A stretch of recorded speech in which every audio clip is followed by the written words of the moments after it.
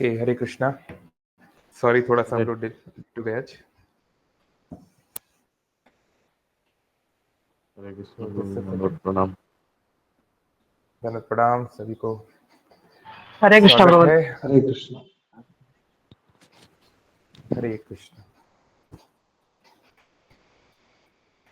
Alright, आशा है आप लोग स्क्रीन देख पा रहे होंगे, ऑडियो वीडियो क्लियर होगा। कोई दिक्कत हो तो बता दीजिएगा चैट बॉक्स में।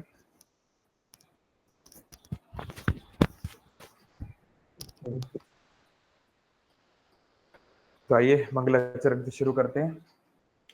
ओम अज्ञानतिमिरान्धस्य ज्ञानाञ्जनशलाकया चक्षुरुन्मीलितं येन तस्मै श्रीगुरवे नमः। नमः ओं विष्णुपादाय कृष्णपृष्ठाय भूतले श्रीमते भक्तिवेदान्त स्वामिनिति नामिने। नमस्ते सारस्वती देवे गौरवाणी प्रचारिणे निर्विशेष शून्यवादी पाश्चात्य देशतारिणे वाञ्छाकल्पतरुभ्यश्च कृपा सिन्धुभैव च पतितनां पावनेभ्यो वैष्णवेभ्यो नमो नमः। श्री कृष्ण चैतन्य प्रभु नित्यानंद श्री अद्वैत गदाधर श्रीवासादि गौर भक्त वृंद। हरे कृष्ण कृष्ण कृष्ण हरे हरे, हरे राम राम राम हरे हरे।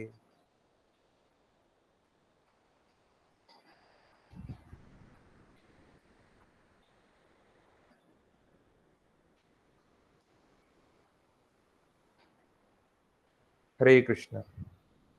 सभी का स्वागत है। तो आज हमने सोचा कि भागवतम की एक विशेष हिस्से को हम लोग चर्चा करते हैं, जिसे कहा जाता है गजेंद्र मोक्ष या गजेंद्र मोक्ष स्तोत्रम, है ना, काफी प्रसिद्ध है। आज जब मैं ये टॉपिक भेज रहा था तो एक भक्त ने बताया कि उड़ीसा में जो है प्रसिद्ध गीत है आहे नील शैल, उसमें भी ये आता है। बिल्कुल, ये बहुत प्रसिद्ध, और खासकर आप देखेंगे प्राचीन मंदिरों में जाएंगे या फिर आप कोई प्राचीन चित्रकारी देखेंगे तो आपको अक्सर ये मिलेगा, है ना। और एक बात आपने नोटिस की होगी, हाँ जी, भक्त शालबेग का तो है ही ना। कौन कौन गाना चाहेगा, कोई ओडिया भक्त? गजराज चिंता कैला आई घोर जले ना चक्र गजराज चिंता कले हाई घोर जलेण चक्र पेशी नक्र नासी उधारिल अपना।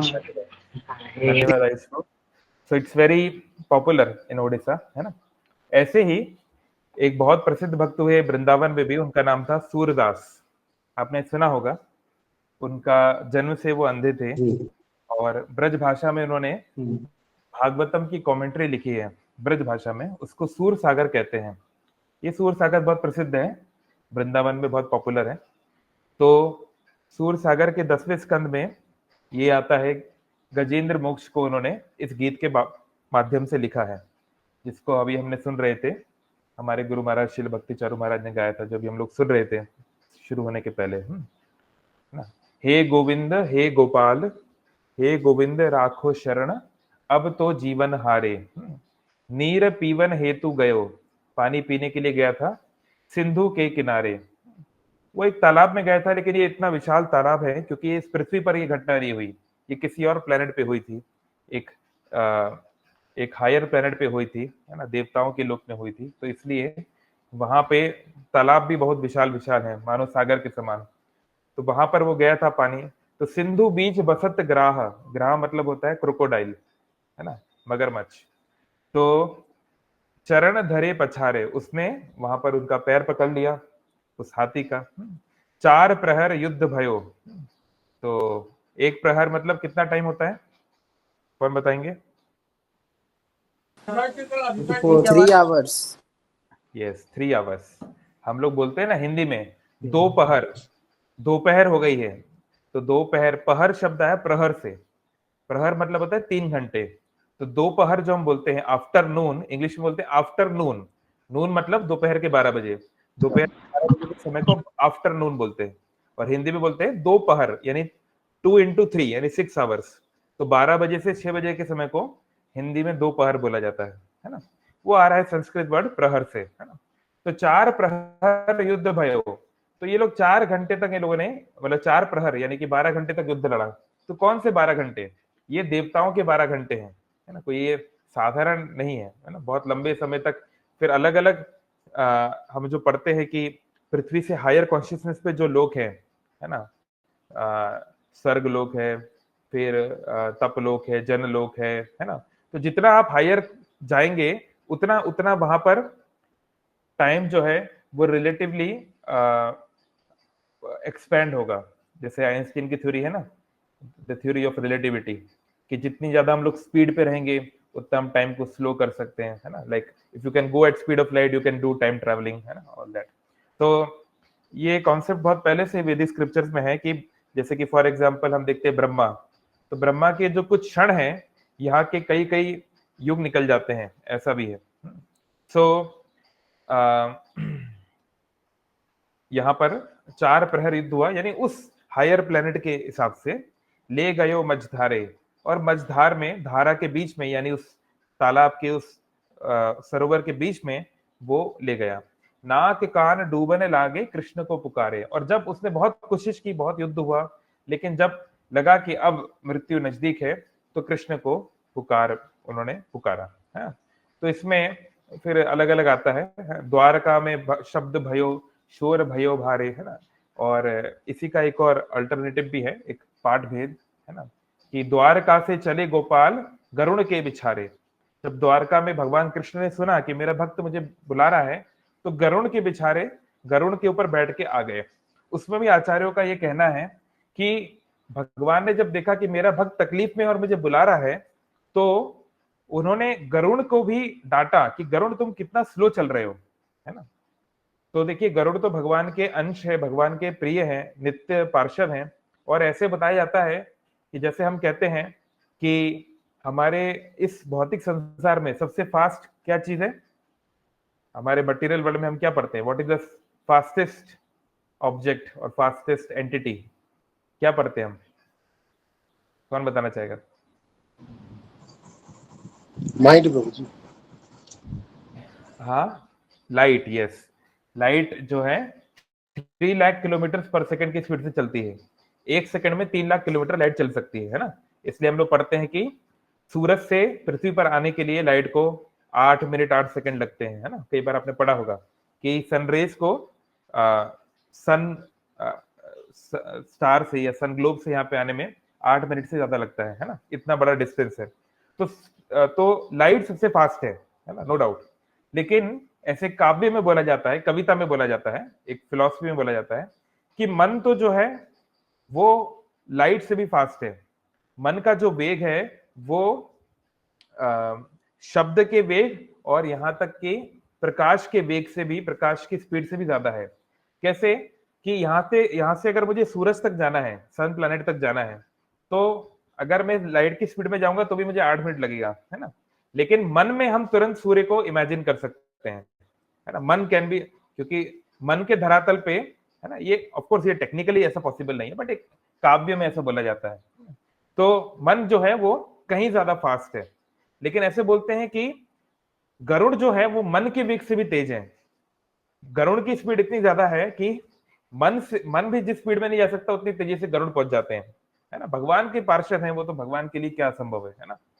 लेकिन भगवान कृष्ण ने कहा गरुड़ को कि गरुड़ तुम बहुत स्लो हो। जब अपना कोई प्रिय कष्ट में होता है तो एक एक क्षण जो है बहुत युग युग के बराबर लगता है ना। जैसे कि चैतन्य महाप्रभु ने कहा है, क्या कहा है चैतन्य महाप्रभु ने इस बारे में, कि कृष्ण के विरह में चैतन्य महाप्रभु राधा रानी के भाव में है, तो क्या कहते हैं, एक एक क्षण उन पे बहुत भारी पड़ रहा है। क्या बोलते हैं इस बारे में वो, कौन बताना चाहेगा? कि भैया एक एक, राधा रानी कह रही है कि एक एक क्षण मेरे लिए युग के समान है। कौन सा श्लोक है प्रसिद्ध, कौन बताना चाहेगा? हाँ, हमको शिक्षाष्टकम पढ़ना चाहिए, रोज पाठ करना चाहिए। हाँ, युगायतम निमिषेना। निमिष मतलब होता है 1 सेकंड का 10वां या 11वां भाग। मतलब 1 सेकंड को अगर आप डिवाइड करेंगे 10 या 11, आई थिंक 12 समथिंग, मतलब very minute part of a second. तो 1 सेकंड से भी कम समय जो है अगर कोई अपने प्रियतम से दूर रहता है तो उसके लिए युग युग के समान लगता है। युगायतम निमिषेना, एक निमिष भी है प्रभु मुझे युग के समान लग रहा है। एक युग मतलब होता है 12 साल, है ना, मतलब एक साधारण भाषा में युग का मतलब होता है 12 साल, मतलब पल पल जो है सालों के बराबर लगता है। चक्षुषा प्रवर्षायितम, और आंखों से जो है लगातार आंसू बह रहे हैं, और ऐसे नहीं कि छोटे मोटे, टॉरेंट्स ऑफ रेन, मतलब ऐसा लग रहा है कि साक्षात बारिश हो रही हो। शून्नायतम जगत सर्वम, और सारा जगत मुझे खाली लग रहा है। छम से जो टूटे कोई सपना, जग सुना सुना लगे, है ना। जितने हमने गाने सुने हैं बॉलीवुड में, हॉलीवुड में, जितने कविताओं ने, लिरिक्स लोगों ने लिखे हैं, सब आपको वैदिक स्क्रिप्चर में मिलेगा। शून्नायतम जगत सर्वम, अपने प्रिय कृष्ण के विरह में राधा रानी को सारा जगत शून्य लग रहा है। उन्हें किसी चीज में कोई कोई आकर्षण नहीं आ रहा है, किसी चीज में कोई इंटरेस्ट नहीं आ रहा है, सब खराब लग रहा है। शून्नायतम जगत सर्वम गोविंद विरहेन में, गोविंद के विरह में, तो ये राधा रानी का भाव था। तो ऐसे ही भगवान कृष्ण देख रहे हैं कि मेरा प्रिय गजेंद्र मुझे बुला रहा है, वो कष्ट में, उसका खून निकल रहा है, वो कष्ट में चिल्ला रहा है, मेरा नाम ले रहा है। तो गरुड़ को भी वो डांटते, गरुड़ तुम इतने धीरे क्यों, जल्दी चलो। तो ऐसे कुछ आचार्यों ने बताया है कि भगवान ने गरुड़ को बोला तुम मेरे पीठ पे बैठ जाओ और हम लोग चढ़ते हैं जल्दी से, तो भगवान गरुड़ को लेकर आए। ऐसे भी एक जगह पे वर्णन आता है। सो द्वारका में, द्वारका से चले गोपाल गरुड़ के बिछारे, चक्र से ग्रहों को मारे, गजराज को उद्धारे, है ना। तो सूर्य कहे श्याम सुनो, सूरदास कह रहे हैं श्याम को, शरण ए तिहारे, मैं भी आपकी शरण में आया हूं। जैसे गजराज आए थे, गजेंद्र आए थे आपकी शरण में, हाँ, अब हमारे पार करो ए नंद के दुलारे, अब हमको भी पार कर दीजिए। आपने गजेंद्र को पार किया है, अच्छी बात है, हमको भी पार कर दीजिए। हमने आपसे कौन सी, हमारी आपसे क्या दुश्मनी, हमारे को क्यों नहीं कर रहे। तो ये बहुत प्रसिद्ध जो है, वो मैंने शेयर नहीं किया था क्या तब से, आई एम सॉरी, मैं स्क्रीन पे शेयर नहीं किया। Okay, here is the song, बाद में मैं आप कहोगे तो मैं आपको लिरिक्स भेज दूंगा, ठीक है। सो ये भागवतम के 8वें स्कंद में डिटेल में आता है। तो क्यों हमें गजेंद्र के बारे में पढ़ना चाहिए, क्योंकि हमारी लाइफ भी जो है कष्टों से बड़ी हुई है, चारों तरफ कष्ट है ना। तो कभी कभी कष्ट क्या होते हैं, वो इनसिग्निफिकेंट लगते हैं कि चलो ठीक है, काम चल रहा है, लाइफ में सब ठीक ठाक है ना, हम कहते हैं ठीक ठाक चल रहा है। लेकिन कब कौन सा घड़ियाल, कौन सा मगरमच्छ आके हमारे पैर दबोच ले, कह नहीं सकते, है ना। कौन से 3 प्रकार के क्लेश हमें हमेशा परेशान करते हैं, कौन बता सकता है। इस भौतिक संसार में 3 प्रकार के मुख्य क्लेश हैं जी। आदि दैविक, आदि भौतिक और आध्यात्मिक। जी जी माता जी ने सही बताया। तो पहले आदि भौतिक, आदि भौतिक मतलब दूसरे जीवों से मुझे जो कष्ट मिलता है। भाई मैंने मच्छर का कुछ नहीं बिगाड़ा, मेरी उससे कोई दुश्मनी नहीं है, मच्छर आके मुझे काट दिया और मुझे मलेरिया हो गया, है ना, खतरनाक बीमारी हो गई, कष्ट मिल रहा है, मृत्यु भी हो सकती है। फिर आप अपने परिवार को, दोस्त को, प्रेमी प्रेमिका को पसंद करते हैं, उनके लिए बहुत कुछ करते हैं, लेकिन उन्होंने आपको धोखा दे दिया या कुछ कर दिया, है ना। तो दूसरे जीवों से हमें जो कष्ट मिलता है उसे बोलते हैं आदि भौतिक। तो कभी भी दूसरे जीवों से हमें कष्ट मिल सकता है, कोई टेररिस्ट आके बॉम्ब फोड़ दिया, सरकार ने टैक्स बढ़ा दिया, कुछ भी हो सकता है, नहीं। तो आदि भौतिक क्लेश संसार में बहुत सारे हैं। फिर आध्यात्मिक क्लेश, हमारा मन और शरीर से हमें जो कष्ट मिलते हैं, है ना। कबीरदास जी ने कहा है, कोई तन दुखी कोई मन दुखी, कोई धन बिन रहत उदास, थोड़े थोड़े सब दुखी, सुखी केवल राम का दास, ना।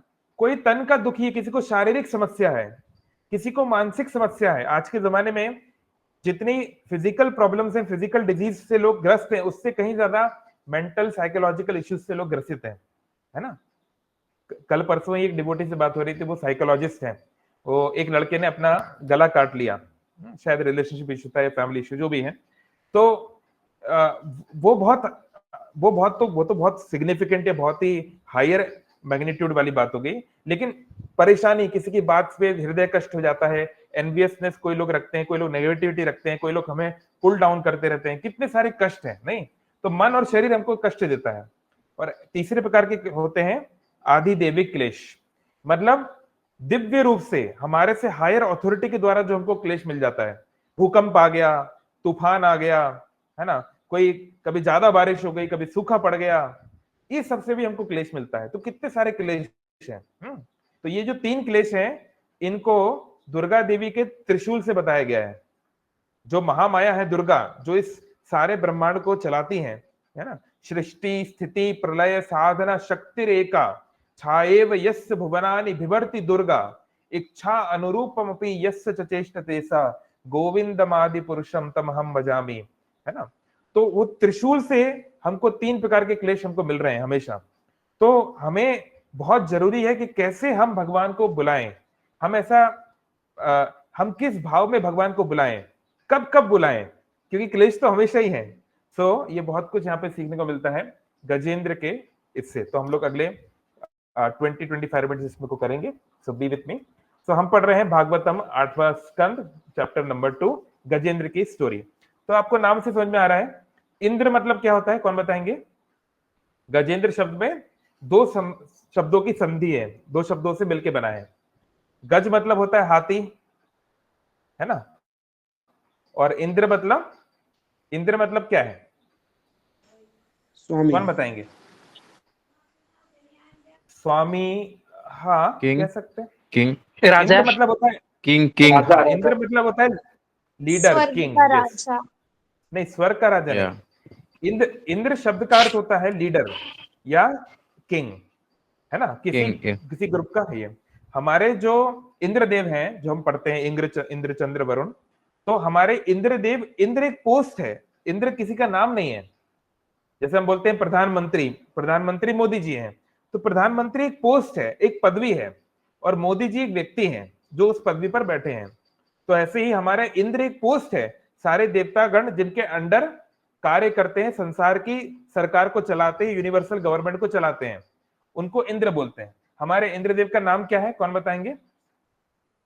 हमारे जो यूनिवर्स के जो देवताओं के जो मुखिया हैं इंद्र, उनका नाम क्या है? पुरंदर। पुरंदर जी, उनका नाम है पुरंदर। तो ऐसे ही आगे चल के अगला जो मनवंतर होगा, यानी सरकार जब होगी, है ना, अब की बार पुरंदर सरकार चल रही है, पर नेक्स्ट टाइम होगी बलि महाराज की सरकार। जो बलि महाराज जो सूतल लोक में रह रहे हैं ना, जिनके लिए भगवान वामन रूप में आए, वो उनको अगली बार इंद्र की पदवी मिलेगी, पहले से डिसाइडेड है। ये पहले से इलेक्शन पहले ही हो गया है, रिजल्ट पहले ही आ गया है। एनीवे, तो इंद्र मतलब लीडर, किंग, श्रेष्ठ, बेस्ट। तो गजों में, एलिफेंट में जो श्रेष्ठ है उस व्यक्ति को गजेंद्र बोलते हैं, है ना। जैसे कि ऐरावत को भी गजेंद्र बोला जाता है कभी कभी। लेकिन यहां हम जिस गजेंद्र की बात कर रहे हैं, ये एक विशेष हाथी है जो पृथ्वी पर नहीं रहते थे, बल्कि ये क्षीर सागर के पास, यानी यहां से बहुत बहुत दूर, है ना, एक प्लैनेट है जहां पर एक एक पर्वत है जिसका नाम है त्रिकुट। त्रिकुट मतलब है 3 पीक्स। तो वहां पे 3 पीक्स रही होंगी, है ना, अलग अलग वर्णन होगा। तो उस त्रिकुट पर्वत के ही जो वैली है, मतलब घाटी जो है, वहां पर एक ये गार्डन था ऋतुवत नाम का, जिसको साक्षात वरुण देव ने बनाया था। जाके देवी देवता लोग वहां पर आते थे, आनंद करते थे। देवी देवताओं का पिकनिक स्पॉट, देवी देवताओं का रिक्रिएशन सेंटर, है ना, रिट्रीट सेंटर, मजे करने का स्थान। तो हम समझ सकते हैं कि बहुत ही बढ़िया होगा, बहुत ही हायर लेवल का होगा। हम लोग तो, मनुष्यों को तो इतना सौभाग्य नहीं है वो सब देखने का। तो उस समय ये जो एलिफेंट है, जो देवताओं के एलिफेंट है, ये गजेंद्र जो थे देवताओं के एलिफेंट थे, उस लेवल के थे, साधारण एलिफेंट नहीं थे। तो ये अपनी बहुत सारी हथनियों के साथ, उनकी जो है संगनियां हैं, उन सब के साथ जो है पहुंचे पानी में स्नान करने के लिए। तो वहां पर क्या हुआ वो हम लोग देखेंगे। So let's quickly go one by one. और आपको ऑफ कोर्स अगर डिटेल में पढ़ना है तो लिंक आपके सामने है, Bhagavatam 8th canto 2nd chapter. तो आप एक एक श्लोक को भी पढ़ सकते हैं, हम लोग मेन मेन पॉइंट्स को कवर करेंगे, है ना। तो वहां पर कई प्रकार के देखिए इसलिए जो वैदिक साहित्य जो है, वैदिक स्क्रिप्चर जो है, इसका कोई पैरेलल नहीं हो सकता। यानी कि मार्स पे क्या है आज हम लोग चर्चा कर रहे हैं, लेकिन यहां से करोड़ों करोड़ों मील दूर क्षीर सागर के पास एक प्लैनेट है। अब वो आजकल मॉडर्न लैंग्वेज में हम उसको क्या बोलते हैं we don't know, but there is a mountain. और वहां पर कितने प्रकार के पेड़ पौधे अवेलेबल हैं, ये देखिए यहाँ पर लिस्ट लगी हुई है सारी, है ना, पनासास, आम, क्या क्या लिखा हुआ है ना, बहुत सारे यहाँ पर होते भी नहीं होंगे, उडुम्बरा, पलक्षा, ये सब तो शायद है भी नहीं यहाँ पर, है ना। फिर बहुत सारे प्रकार के वहां पर जीव जंतु भी थे, है ना। यहाँ पर पेड़ों के कुछ नाम दिए गए हैं, बिल्ब, कपीत, जामवीर, भल्ला टक, पता नहीं क्या क्या, और बहुत सारे फ्लावर्स के भी नाम दिए गए हैं, है ना। तो ये सब यानी बहुत सारा फ्लोरा एंड फौना, जन जन वहां पे प्राकृतिक सुंदरता बहुत थी, है? शस्य श्यामलाम जो कहते हैं ना, पूरा भरी हुई थी, ग्रीनरी थी वहां पर। वंदे मातरम में अपन पढ़ते हैं ना, शस्य श्यामलाम मातरम, तो वैसा।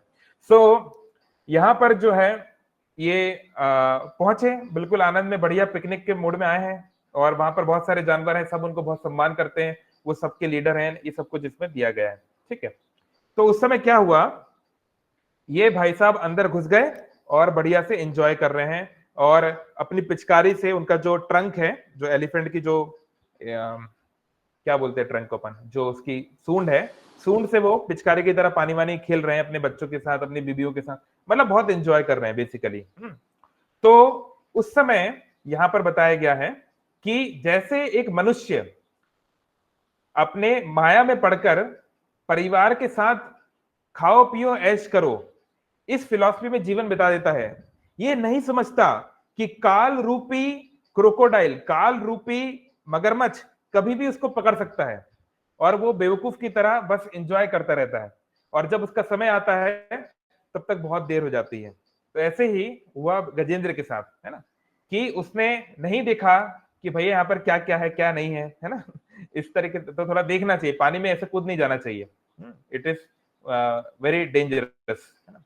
तो अमेरिका में एक जगह है फ्लोरिडा, तो फ्लोरिडा में कहते हैं, क्योंकि वहां पे बहुत सारे लेक्स हैं पानी की, तो वहां पर ऐसी एक कहावत है, फ्लोरिडा में बहुत सारे इस्कॉन के टेम्पल्स हैं, तो वहां पे कहावत है कि जब भी आप एक तालाब को देखो, जब भी आप एक तालाब को देखो,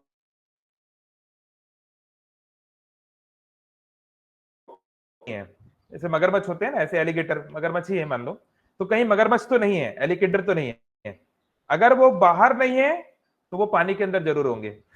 मतलब आपको बाय डिफॉल्ट मान के चलना है कि यहाँ एलिगेटर है, और उस हिसाब से अपनी प्लानिंग करनी है ना। तो ये होती है बुद्धिमानी, आपको इस तरीके से सेफ्टी फैक्टर लेके चलना चाहिए। तो एनीवे ये तो भाई साहब अपने उसमें मग्न थे। तो उस समय एक बहुत ही शक्तिशाली ग्राहक क्रोकोडाइल आया, वो बहुत गुस्सा था इसके ऊपर कि यार ये मेरे पानी में आके पूरा एंजॉय कर रहा है, मतलब पूरा ये कर रहा है ना, तो एनवियसनेस आ जाती है व्यक्ति के अंदर, ईर्ष्या आ जाती है, तो उसको उसने पकड़ लिया। तो इसके बाद इन लोगों की बहुत द्वंद्व शुरू हुआ, लड़ाई शुरू हुई। इसमें कोई डाउट नहीं है कि एलिफेंट जो है वो ज्यादा स्ट्रांग है, लेकिन इस समय एलिफेंट अपने नेचुरल डोमेन में नहीं है। हाथी जो है वो तो लैंड एनिमल है, वो तो थल का प्राणी है, जमीन पे रहने वाला प्राणी है, चलने वाला प्राणी है, बल्कि पानी में क्रोकोडाइल ज्यादा पावरफुल है, क्योंकि वो उसका नेचुरल डोमेन है, वो उस सराउंडिंग्स में ज्यादा अच्छे से अपने आप को अडॉप्ट करना जानता है ना। तो इसलिए कहते हैं when in Rome do as Romans do, कहते हैं ना।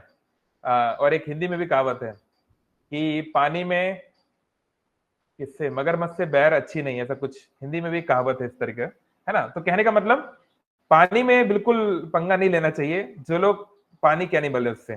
तो कहने का ये मतलब है कि हो सकता है कि आपके पास बहुत धन संपत्ति है, आप फिजिकली स्ट्रांग हैं, आप हैंडसम हैं या ब्यूटीफुल हैं, आपके बच्चे हैं, नौकरी है, बिजनेस है, वेल एंड गुड, लेकिन हो सकता है कि जब मुश्किल समय आए तो आपकी ये सब एबिलिटीज आपके काम ना आ पाए, है ना।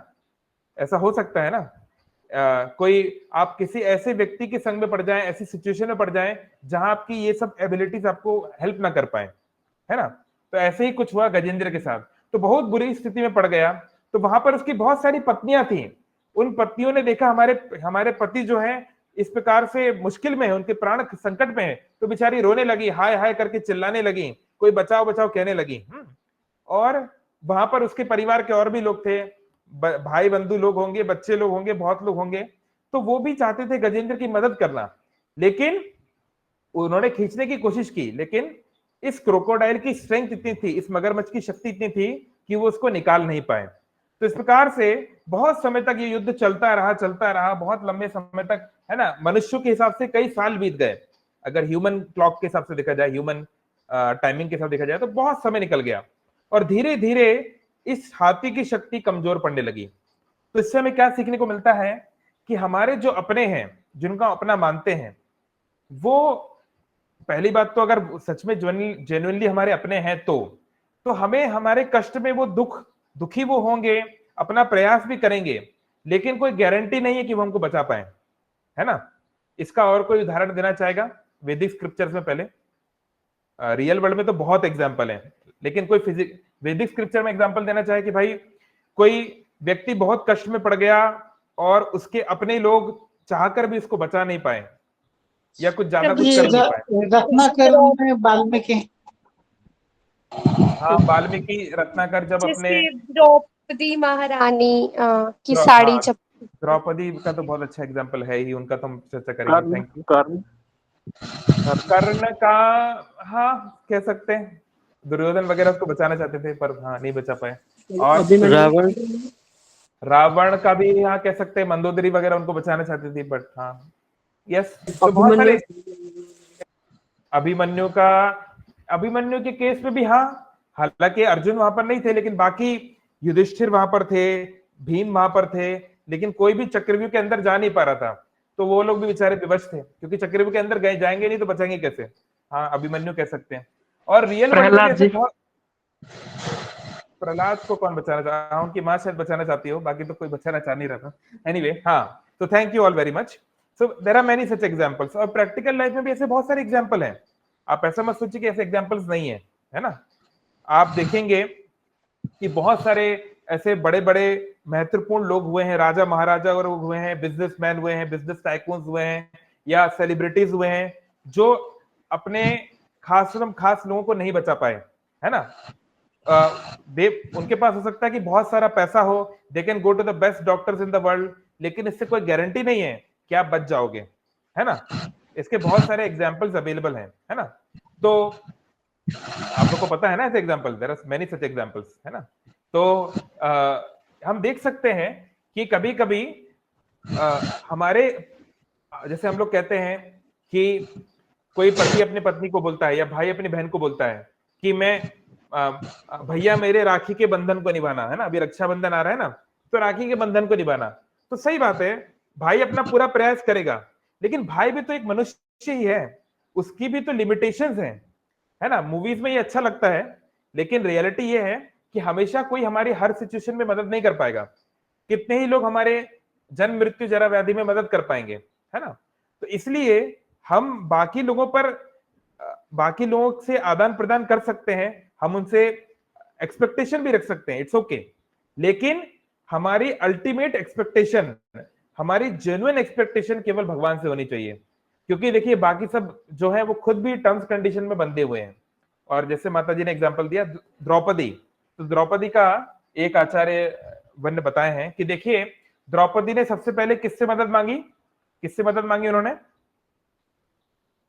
द्रौपदी ने अपने पतियों को बोला। जब द्रौपदी के साथ दुर्व्यवहार हो रहा था, उनकी साड़ी खींची जा रही थी कुरु सभा में, तो उन्होंने अपने पतियों को बोला, युधिष्ठिर आदि को। पर वो लोग तो उस समय तक उस द्रुत क्रिया में, उस जुए में अपने आप को हार चुके थे, वो तो दुर्योधन के गुलाम बन चुके थे, तो उनका कोई अधिकार नहीं था बोलने का। तो वो लोग चुप रहे, बस अपना मस्तिष्क नीचे कर दिए, सर झुका लिए।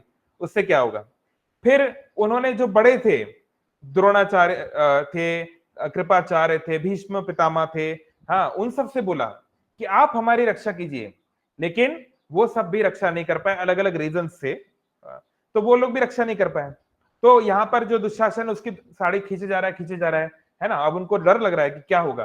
तो ऐसे सिचुएशन में फिर द्रौपदी क्या करती हैं? दोनों हाथ अपने छोड़ देती हैं। ये बहुत इंपॉर्टेंट है कि भगवान कृष्ण को उन्होंने कैसे बुलाया। उन्होंने देखा कि दुशासन शारीरिक रूप से उनसे बहुत स्ट्रांग है। देखिए ये सब बातें अच्छी लगती है कि हाँ हमको सेल्फ डिफेंस करना है या अपने आप को मजबूत बनाना है, दैट्स ऑल ओके, लेकिन ऐसी बहुत सारी स्थितियां आएंगी जब हम अपने फिजिकल या मेंटल स्ट्रेंथ से उसको ओवरकम नहीं कर पाएंगे, है ना। हर कुछ तो हम लोग नहीं कर सकते, है ना। तो दुशासन के सामने फिजिकली द्रौपदी लड़ नहीं सकती थी, वो जानती थी ये बात। उन्होंने कोशिश की अपने आप को छुटकाने की, बचाने की, पर दुशासन एक वॉरियर है, बहुत पावरफुल वॉरियर है। तो फिर उन्होंने अपने हाथ छोड़ दिए और फिर उन्होंने जो है गोविंद को याद किया कि हे गोविंद, हे यादव, हे सखेती, जैसे कि विल्वा मंगल ठाकुर जी ने अपने गीत में लिखा है, बहुत अच्छा, है ना। उन्होंने उनको याद करा कि अब आपको ही मेरी रक्षा करनी है, अब आपके अलावा हमारा कोई सहारा नहीं है।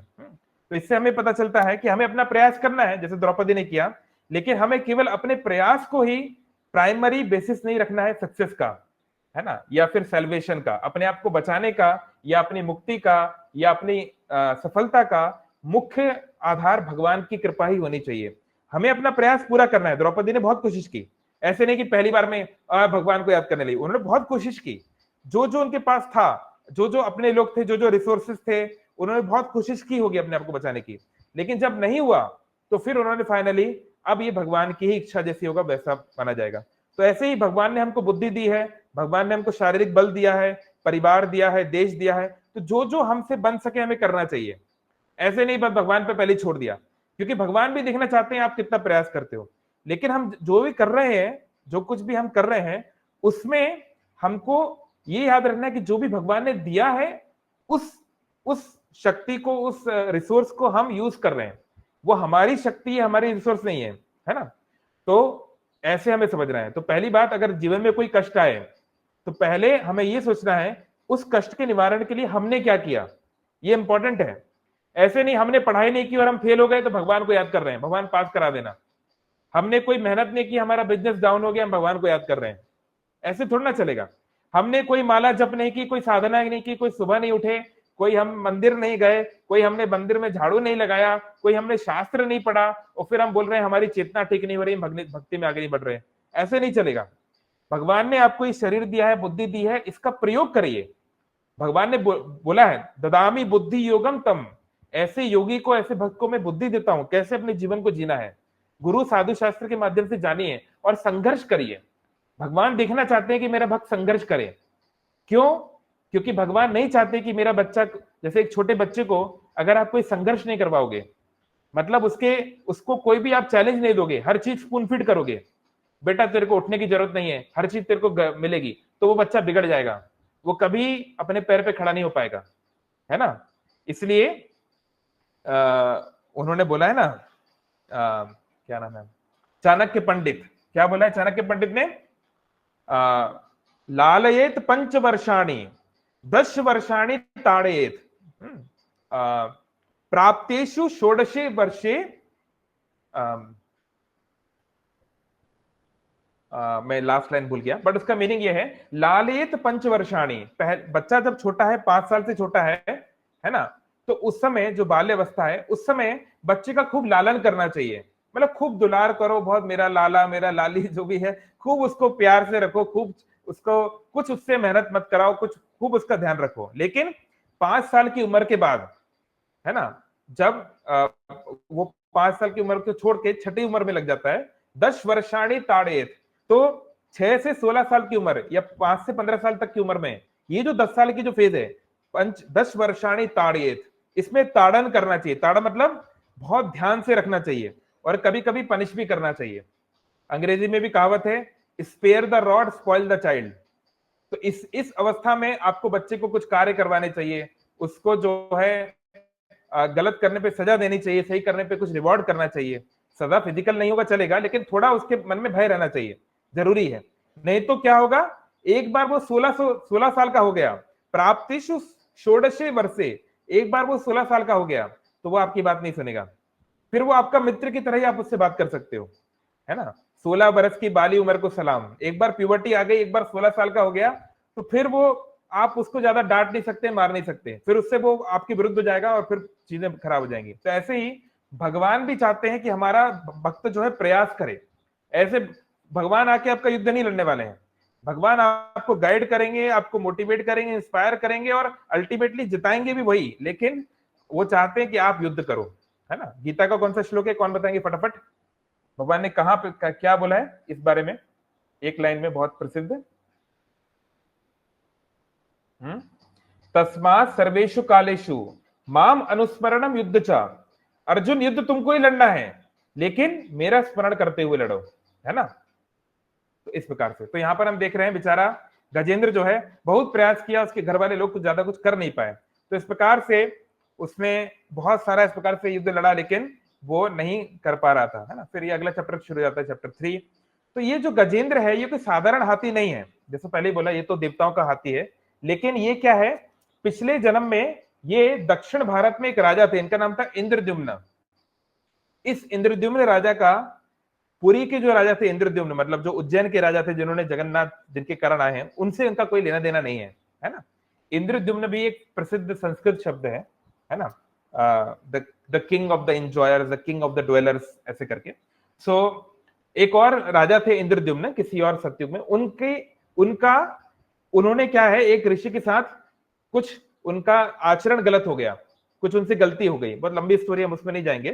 तो वो ऋषि ने उनको कहा कि तुम्हारी बुद्धि जो है वो तो हाथी की तरह है, बस तुम बलवान हो पर तुम्हारे अंदर बुद्धि नहीं है ना। तो ये आप देखेंगे, जैसे आप जाएंगे कोणार्क में जाएंगे या कोई भी पुराने कलिंगा आर्किटेक्चर का मंदिर आप जाएंगे ना उड़ीसा में, तो आपको ये मिलेगा, एक आपको चीज मिलेगी हर मंदिर में कि एक आपको सिंह मिलेगा और सिंह के नीचे आपको एलिफेंट मिलेगा। कभी देखा आपने, गौर फरमाया कभी? देखता हूं मैं, हाँ यहाँ पे मिल रहा है, ये देखिए मैं आपको शेयर कर रहा हूं, लेट मी, यस, आप स्क्रीन पर देखिए। कोणार्क टेम्पल आप जाएंगे या इवन पुराने कोई भी आप, जैसे नागर स्टाइल का जो कलिंगा स्टाइल का जो मंदिर है ना, उसमें आप जाएंगे तो आपको ये मिलेगा, क्या मिलेगा कि ये हाथी है और हाथी के ऊपर ये लॉयन है। तो ये क्या दिखाता है? उड़िया डिवोटीज फटाफट बताइए, ये किस चीज को सिग्निफाई करता है? कोई बताना चाहेगा? जल्दी जल्दी, आवाज नहीं आ रही क्या? कहां गए सारे उड़िया भक्त? किसी को पता नहीं है ये? कितनी बार तो कोणार्क गए होंगे। तो ये जो एलिफेंट है, एलिफेंट सिग्निफाई करता है फिजिकल स्ट्रेंथ को, है ना, जिसमें बहुत बलशाली है ना। तो देखिए शेर जो है, लॉयन जो है, उसे किंग ऑफ द जंगल बोलते हैं, लेकिन लॉयन फिजिकली एलिफेंट के सामने कुछ भी नहीं है, उससे वो लड़ नहीं सकता, है ना। लेकिन फिर भी लॉयन जो है डोमिनेट करता है कई बार एलिफेंट को। ऐसा क्यों करता है?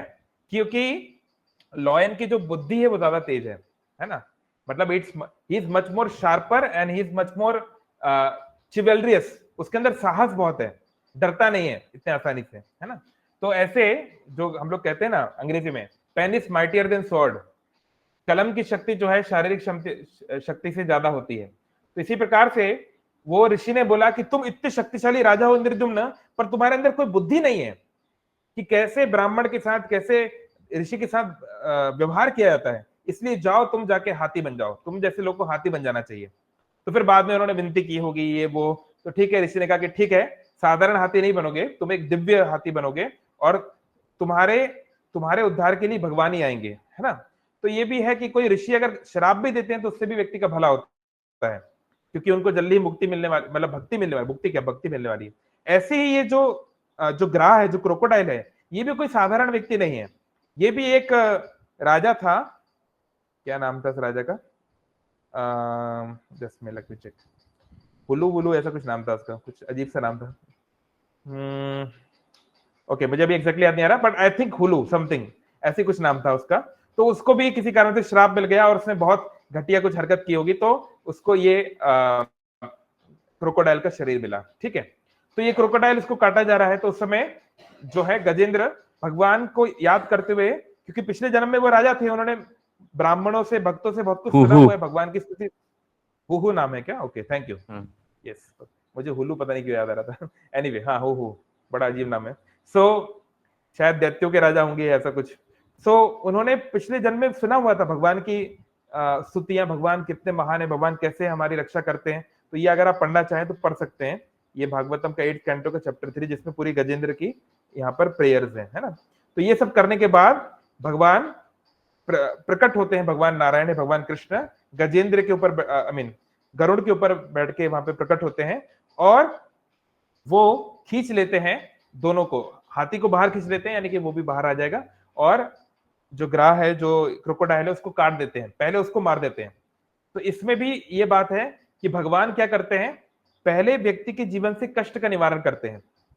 जब भक्ति हम लोग शुरू करते हैं, है ना, भक्ति को एक लता से कंपेयर किया गया है, चेतन चरितामृत जिन्होंने सुना होगा, है ना, भक्ति लता बीज।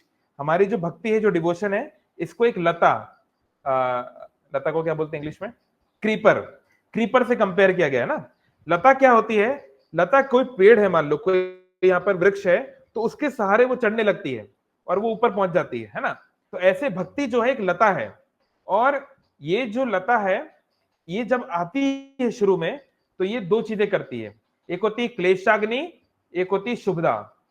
तो भक्ति जब हम करना शुरू करते हैं तो हमारे जीवन में जो क्लेश है, आप देखेंगे जो लोग नए नए इस्कॉन में आए हैं, भक्ति में आए हैं, नए नए एकदम, उनको शुरुआत में बड़ा अच्छा लगता है, शुरुआत में उनको बड़ा आनंद आता है। पहली पहली बार जब हमने कीर्तन सुना था, पहली पहली बार जब प्रसाद पाया था, तो साधारण तौर पे जो पुण्यशाली लोग हैं उनको शुरुआती एक्सपीरियंस बहुत अच्छे लगते हैं। फिर बाद में थोड़ा सा फेज डाउन चला जाता है, थोड़ा सा हमारा कर्व नीचे जाता है, फिर हम धीरे धीरे भक्ति करके उसको ऊपर लाने की कोशिश करते हैं। तो वो ऐसा क्यों होता है, ये बताया गया शास्त्रों में कि जब कोई नया नया होता है तो भगवान जो है, भक्ति देवी जो है, उस पर विशेष कृपा करती हैं, उसको एक एक्स्ट्रा एंजॉयमेंट देती हैं उस एक्टिविटी में। जैसे हमारा कोई नया कस्टमर होता है तो नए कस्टमर को अपन ऑफर देते हैं ना, ज्वाइनिंग ऑफर, कि भैया जियो वाले ने क्या ऑफर दिया था जब जियो नया था, तो जियो वाले ने क्या कहा था कि भैया 200 रुपए की सिम ले लो, फ्री में इंटरनेट खूब यूज करो, तो बहुत सारा इंटरनेट यूज करवाया है ना। अब धीरे धीरे प्राइस बढ़ा दिया है और प्राइस बढ़ रहा है ऐसे। तो ऐसे ही भगवान भी ऐसे ही करते हैं। भक्ति देवी क्या करती है, शुरुआत में बिना कुछ ज्यादा किए बहुत हृदय में आनंद मिलता है शुरू में, तो उससे व्यक्ति जो है थोड़ा कृष्ण के प्रति अटैच हो जाता है ऐसे। तो इसको बोलते हैं क्लेशाग्नि और शुभदा। क्लेश को अग्नि में जला दिया जाता है और उसके जीवन में ऑस्पिशियसनेस आने लगती है ना, धीरे धीरे चीजें अच्छी होने लगती हैं अगर अच्छे से भक्ति करेगा तो।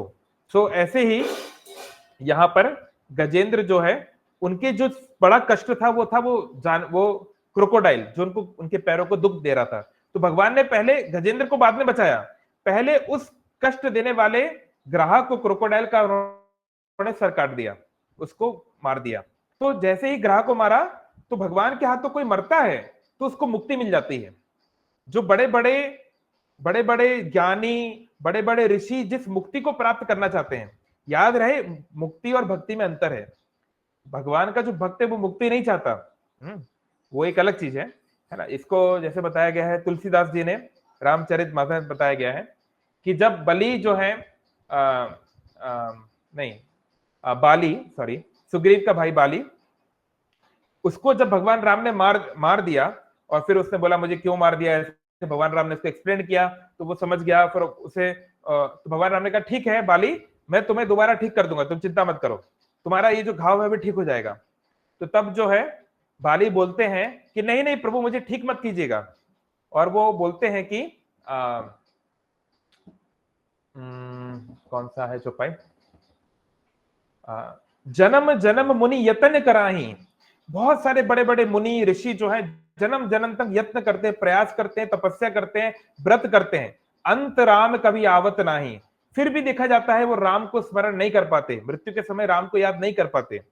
जासु नाम बल शंकर काशी, जिसकी नाम की शक्ति से शंकर जो है काशी में, बनारस में, देत सभी सम गति अविनाशी, सभी को मुक्ति प्रदान करते हैं। तब प्रभु, वो जो प्रभु जिनका नाम लेकर भगवान शंकर सबको मुक्ति दे रहे हैं, वो प्रभु मेरे विलोचन, मेरे सामने खड़े हैं। इतना अच्छा मौका छोड़ के अगर मैं मृत्यु को प्राप्त नहीं होता तो मुझसे बड़ा मूर्ख कोई नहीं है। मुझे उस प्रभु के सामने मृत्यु मिल रही है, यानी जिनका नाम लेने से लोगों को मुक्ति मिलती है, अगर मैं उनको देखते हुए मरूंगा तो मेरा क्या होगा, ऐसे बाली बोलते हैं रामायण में। तो ऐसे ही यहाँ पर हम देख रहे हैं कि ये जो ग्राह है, हुहु नाम था ना, हुहु जो गंधर्व था कि कौन सा देवता था, उसको दोबारा अपना वो शरीर मिल गया और आगे चल के उसको मुक्ति भी प्राप्त हो जाएगी। और गजेंद्र जो है, गजेंद्र यहाँ पर बच गए और फिर उनको रियलाइज हुआ कि मैं क्या कर रहा हूँ, ये जो लाइफ मिली है बड़ी रेयर है ना, क्योंकि वो तो मनुष्य जैसी उनकी इंटेलिजेंस है, तो उनको जो है उन्होंने ये सोचा कि अब मुझे बाकी का समय भक्ति करनी चाहिए। तो नेक्स्ट चैप्टर में आएगा कैसे गजेंद्र जो है फिर भगवत परायण हो जाते हैं और अल्टीमेटली भगवान के धाम पहुंचते हैं। तो यहाँ से हमको क्या महत्वपूर्ण जो चीजें मिलती हैं, जो पहले हमने बताया कि पहले तो हमें प्रयास करना है, यत्न करना है, फिर भगवान से प्रे करना है ना, हर पल प्रे करते हुए कार्य करना है ना। मुख में हो राम नाम, राम सेवा हाथ से। तो ये बहुत महत्वपूर्ण है। और हमें सरकार के ऊपर, देश के ऊपर, परिवार के ऊपर, समाज के ऊपर भरोसा हो सकता है, हम उनकी मदद ले सकते हैं, that is all good and fine. लेकिन हमारा अल्टीमेट प्रोटेक्टर कौन है, हमारा असली रक्षक कौन है, ये हमें पता होना चाहिए, इसमें कोई डाउट नहीं होना चाहिए। तो किसी भी कीमत पर हमें कृष्ण के विरुद्ध नहीं जाना है, है ना, चाहे भले ही हमें किसी के विरुद्ध जाना पड़ जाए सांसारिक कारणों से, पर कृष्ण के विरुद्ध नहीं जाना है, क्योंकि वही हमारे अल्टीमेट प्रोटेक्टर है ना। उनको छोड़ देंगे तो फिर कैसे चलेगा। जैसे हरिदास ठाकुर चैतन्य महाप्रभु के समय में एक महान संत थे जिनको ब्रह्मा जी का अवतार बताया जाता है।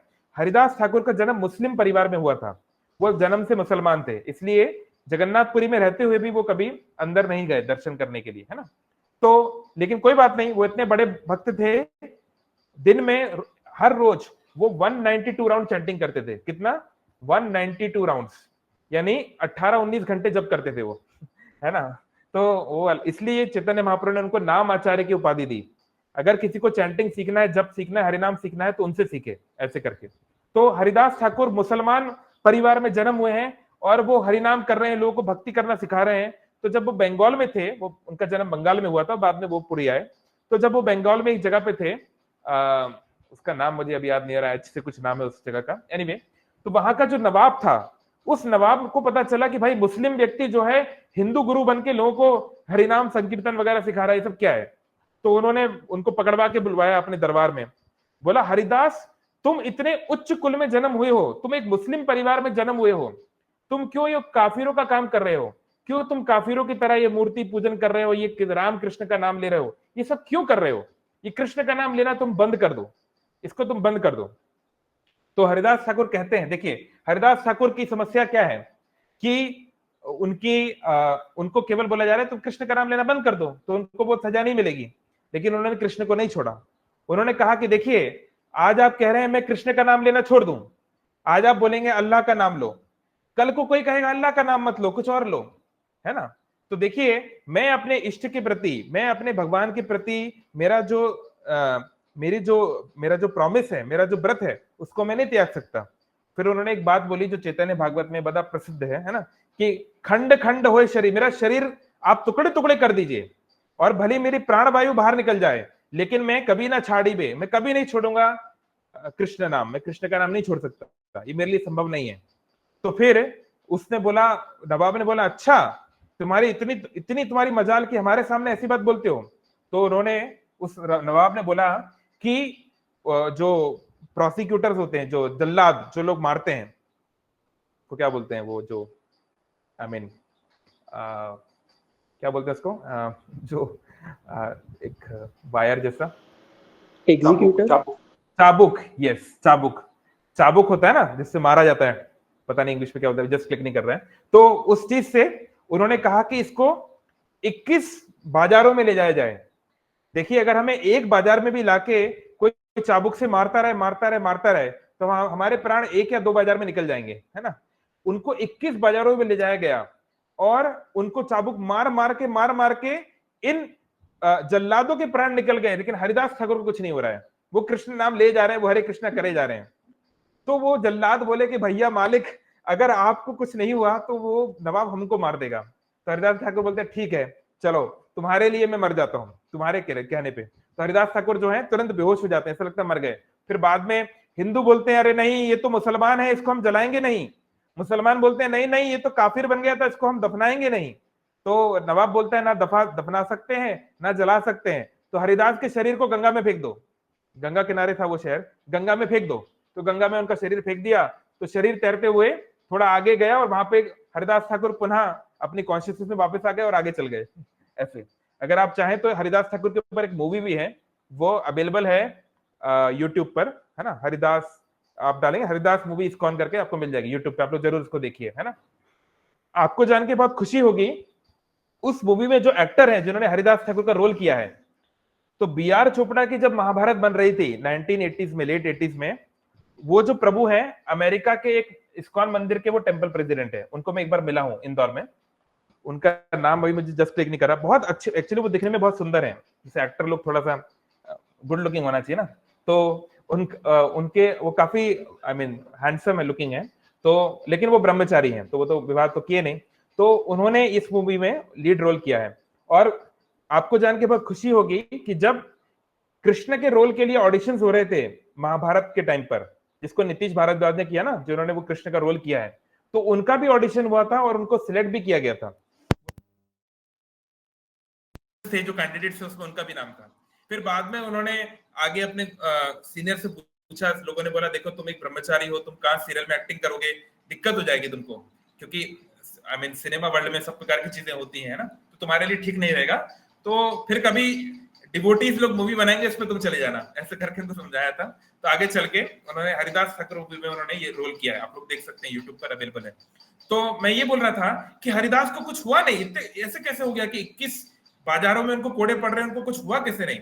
आगे चल के चैतन्य महाप्रभु का जब जन्म होता है, तब तक हरिदास की थोड़ी एज ज्यादा हो जाती है, तो चैतन्य महाप्रभु एक समय अपना महाप्रकाश लीला करते हैं, क्योंकि चैतन्य महाप्रभु राधा रानी के भाव में थे, वो हमेशा ही कहते थे मैं भगवान नहीं हूं।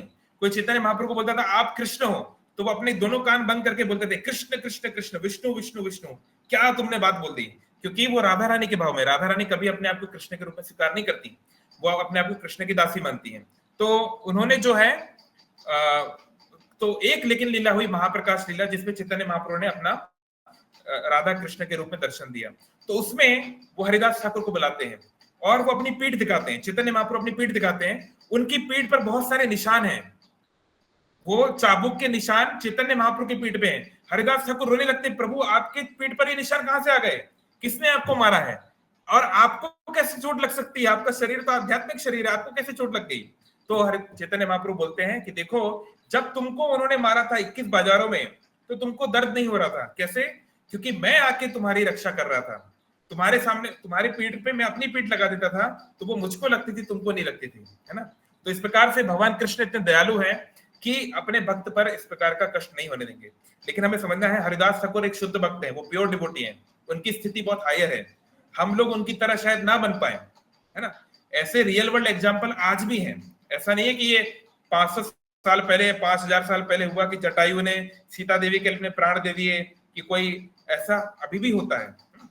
अभी से कुछ साल पहले 1980s लेट 80s में अर्ली 90s में प्रभुपाद जी की एक शिष्या थी, उनका नाम था हिलादिनी देवी दासी, प्रभुपाद जी की शिष्या थी, अमेरिकन थी, वो अफ्रीका में प्रीच कर रही थी।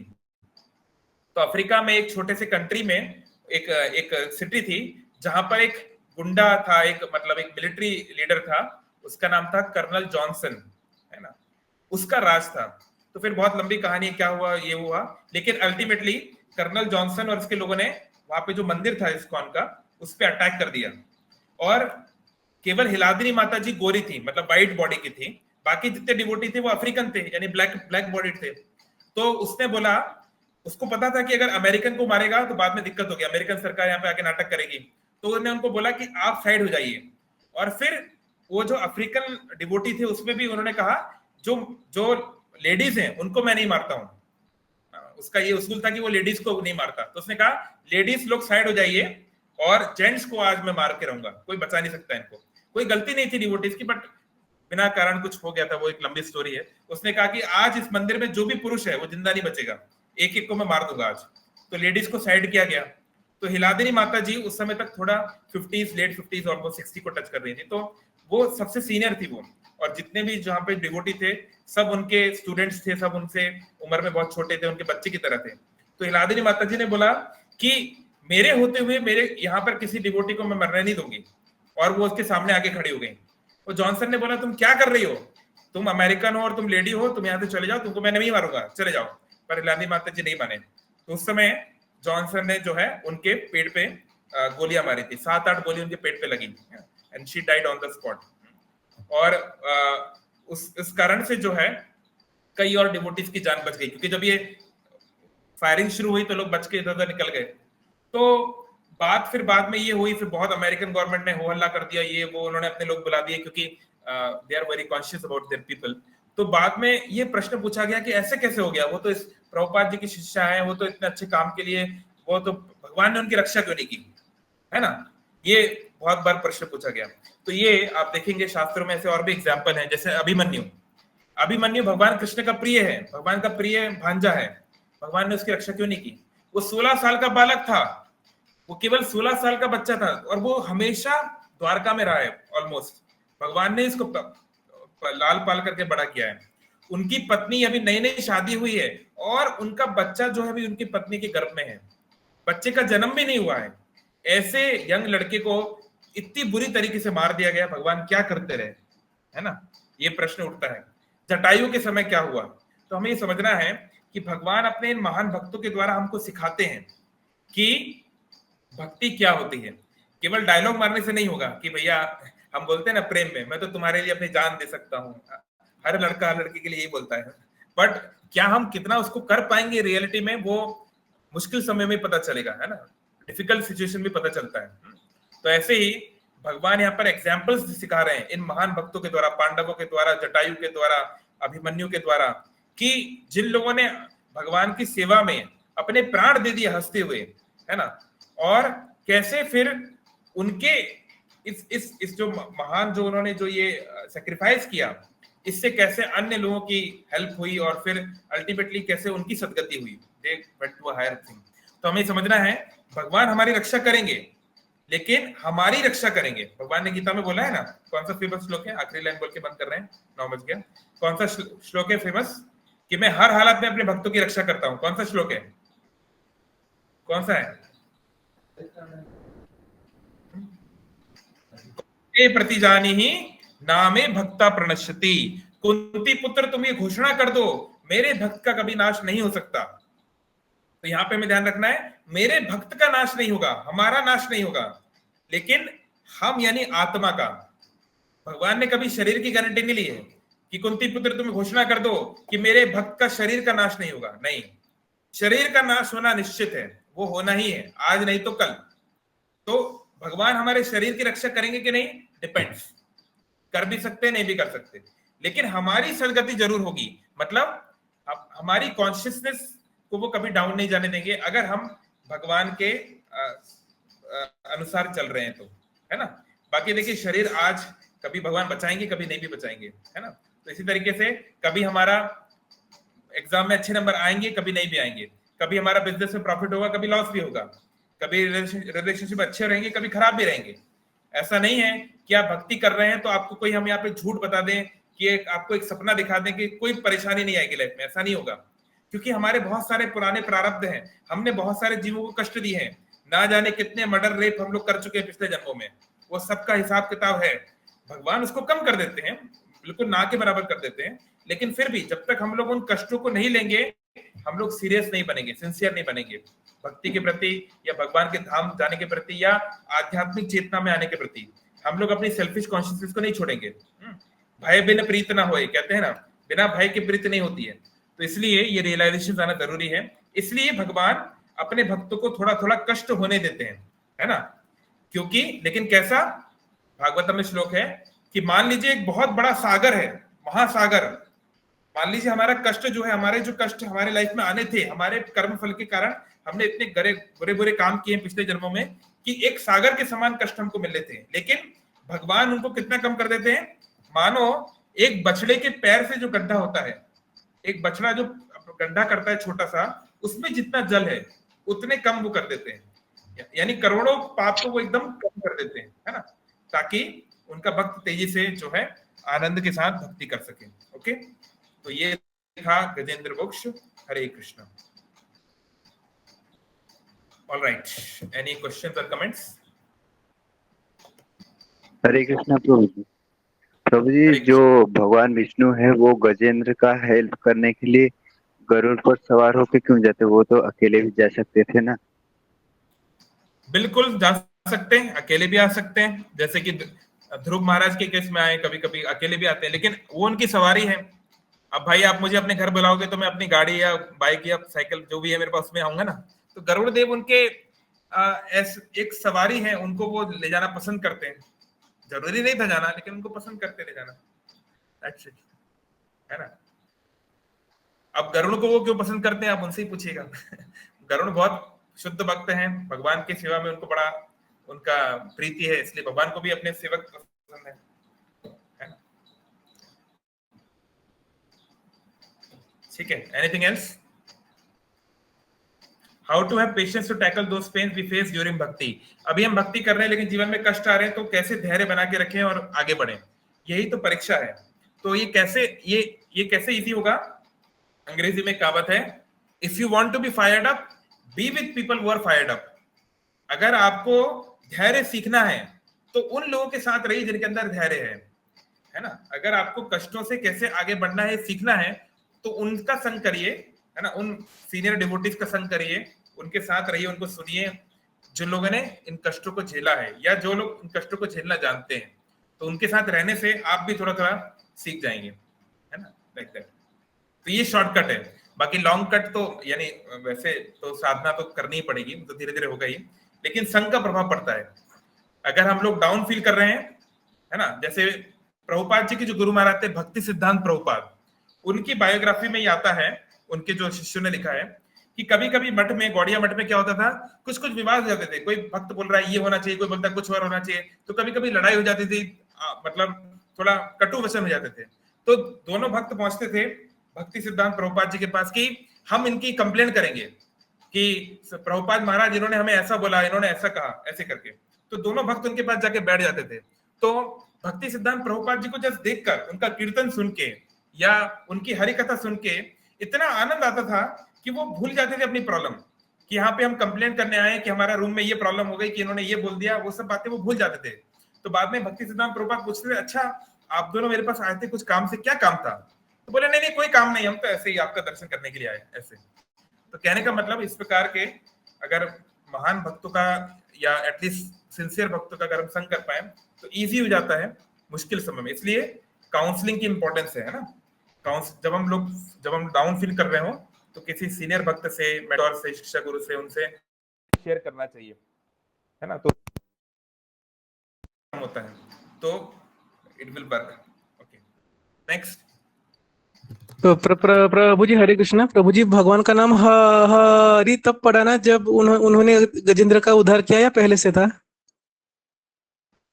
हाँ, यानी उस पर्टिकुलर जब वो आए गजेंद्र को बचाने के लिए, उस समय पृथ्वी पर या अन्य लोकों पर उनका नाम हरि प्रसिद्ध हो गया, लेकिन पहले से उनका नाम हरि है। उनका नाम हरि पहले से है। हरि मतलब होता है जो हमारे कष्ट हर ले, जो हमारे कार्मिक, हमारे जो कर्म फल है उनको भी हर सकता है ना, उसको हरि बोलते हैं, है ना। तो भगवान का नाम हरि तो नित्य रूप से है ही, लेकिन उस समय वो ज्यादा प्रसिद्ध हो गया, ऐसे। ठीक है, और कुछ? हरे कृष्ण प्रभु, दंडवत प्रणाम। धन्यवाद, प्रणाम। Thank you for the lecture Prabhu. Hare Krishna Guru ji. जी प्रभु जी, बोलिए। मेरा ये सवाल था कि जैसे कि आपने बोला जब भक्ति में नए नए आते हैं तो कृपा मिलती है और हम तेजी से आगे बढ़ते हैं, लेकिन फिर एक डाउनफॉल आता है, फिर हम वापस से धीरे धीरे धीरे धीरे बढ़ते हैं। तो आपने पहले पार्ट का तो कारण बता दिया कि पहले पीक में क्यों जाते थे, फिर बाद में नीचे क्यों आते थे, और फिर ऊपर कैसे जाते थे, इसका कारण प्रभु। हरे कृष्ण। इसका कारण जानना है आपको? जी प्रभु। इसका कारण जानना है, ओके। तो देखिए, हम लोग जो भक्ति करते हैं इसको शुद्ध भक्ति नहीं बोलते। हमारी जो भक्ति है ये कर्म मिश्र या ज्ञान मिश्र भक्ति है। हम लोग कभी कभी भगवान से कुछ चाहते हैं, है ना, एक्सपेक्टेशंस रहती हैं, एक्सपेक्टेशन फुलफिल होती भी है, नहीं भी होती। हमारे संसार में बहुत सारी आसक्ति है, बहुत सारी इच्छाएं हैं। हम लोग अच्छे मूड में होते हैं, खराब मूड में होते हैं, है ना। कभी मंदिर जाने का मन होता है, कभी नहीं भी होता है ना। तो जो शुद्ध भक्ति क्या होती है उसका डेफिनेशन दी गई है कि अन्नभिलाषिता शून्यम ज्ञान कर्म नावृतम अनुकूल। दूसरी डेफिनेशन है, जस्ट अभी मुझे श्लोक वाला याद नहीं आ रहा, बट उसका इसमें ये है कि अहेतु की अप्रतिहता। हाँ, श्लोक है अहेतु की अप्रतिहता। शुद्ध भक्ति वो है जिसका कोई हेतु नहीं है, कोई रीजन नहीं है। जैसे अभी फलाना बाबा बहुत पॉपुलर है, वो सबको, उनके भक्तों के सारी प्रॉब्लम सॉल्व कर रहे हैं, इसलिए सारे लोग उनके भक्त बन गए। तो ये तो हेतु है भाई, फलाने व्यक्ति से मुझे कुछ मिल रहा है इसलिए मैं उसकी शरण में जा रहा हूँ, है ना। तो ये तो कुछ रीजन से आप कर रहे हो। भक्ति मतलब अहेतु की। ऐसे नहीं कि भगवान मेरे लिए कुछ कर रहे हैं, करेंगे तो मैं उनकी भक्ति करूंगा, अगर नहीं करेंगे तो नहीं करूंगा। ये तो बिजनेस हो गया।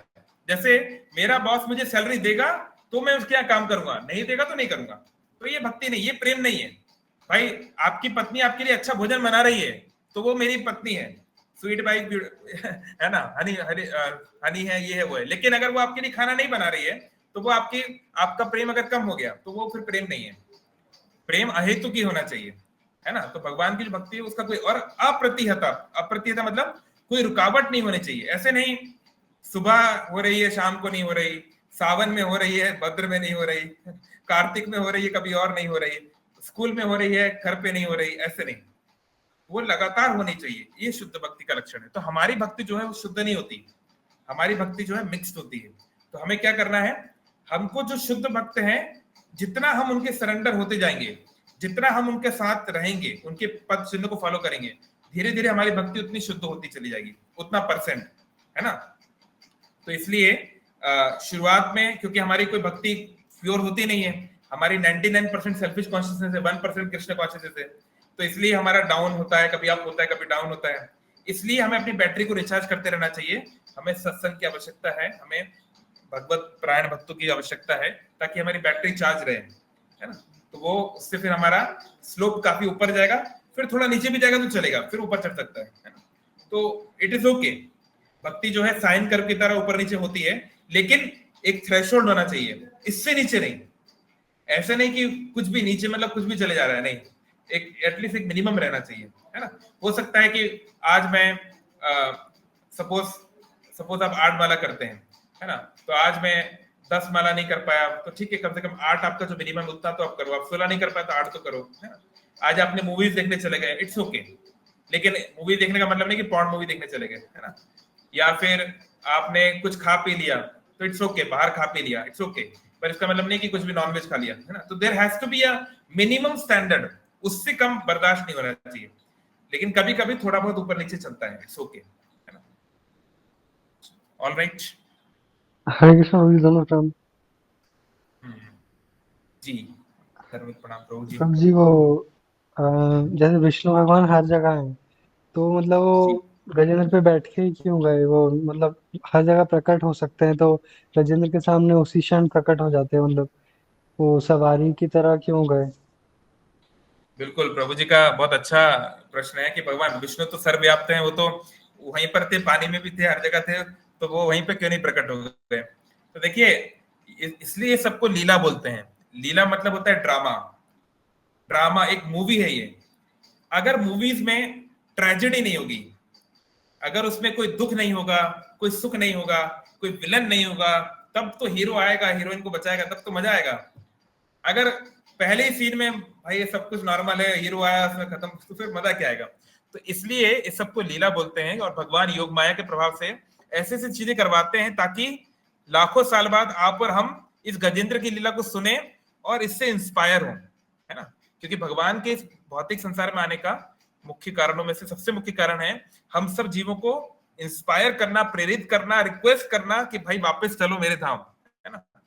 तो ये सब जो लीलाएं हैं इनमें ये इसलिए अप्स एंड डाउन होना जरूरी है ना।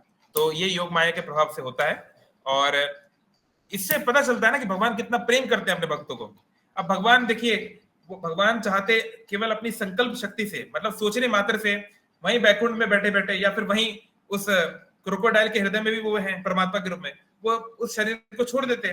परमात्मा अगर शरीर को छोड़ देंगे तो शरीर वैसे ही मर जाएगा, लेकिन उसमें मजा क्या आया। हाँ ठीक है, भगवान हर जगह है, बस बस कुछ कुछ करते, वो हमारे अंडरस्टैंडिंग के पूरा बियॉन्ड हो जाएगा ना।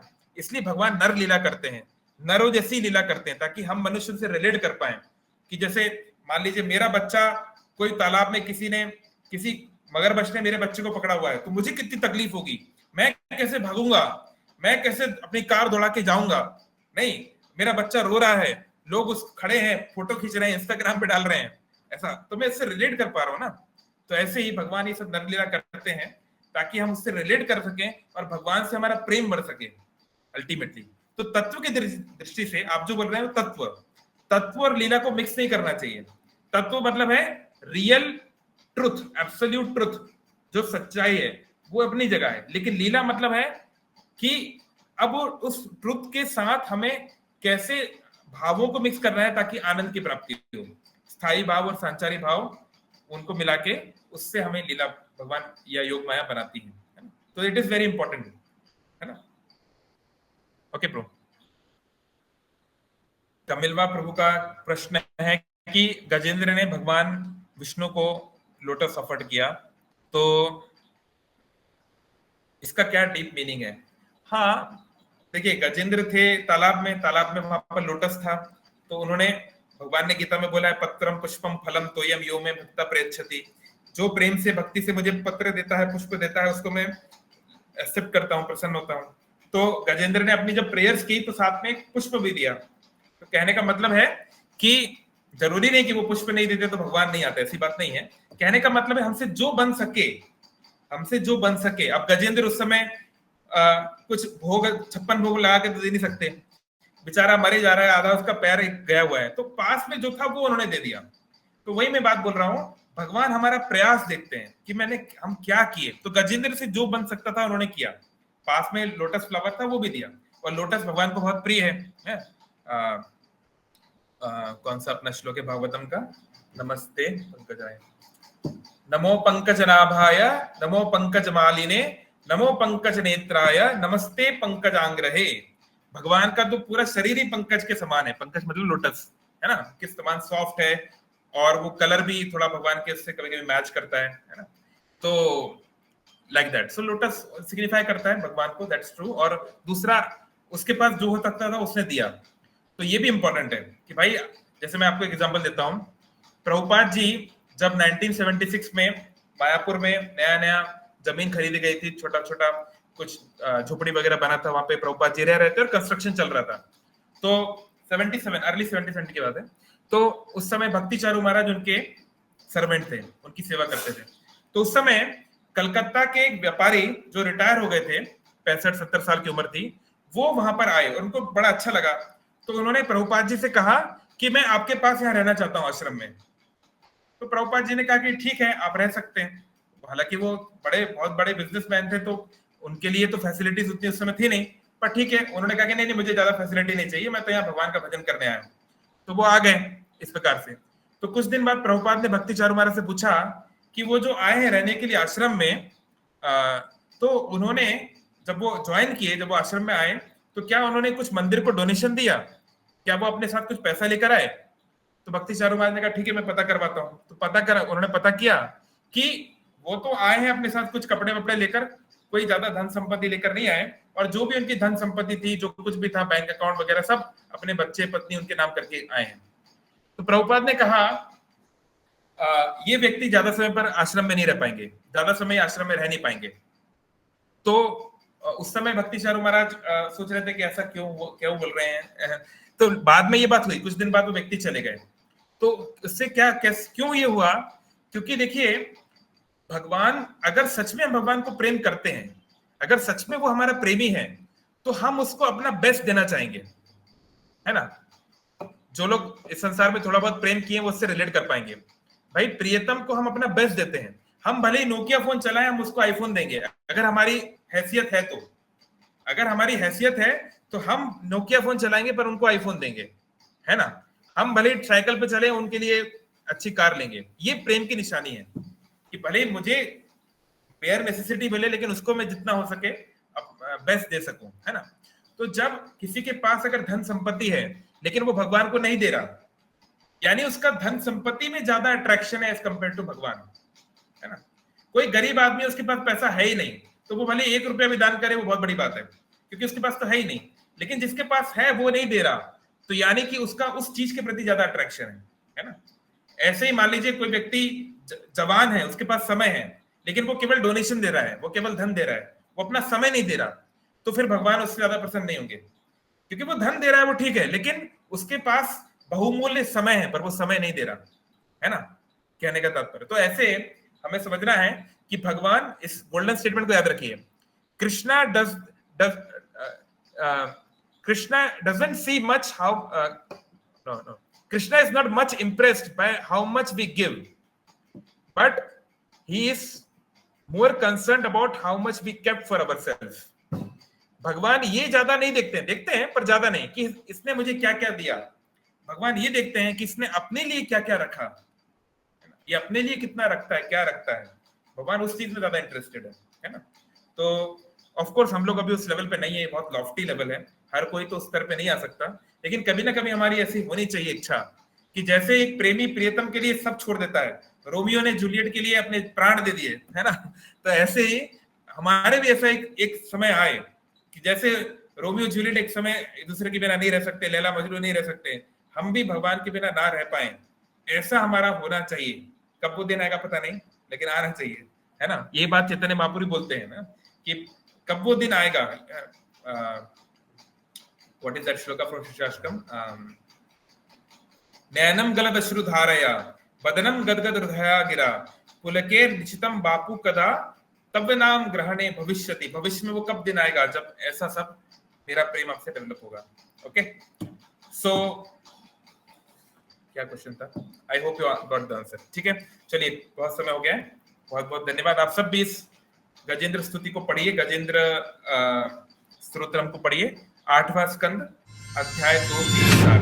ओके, जगत गुरु शिला प्रभुपाद की जय।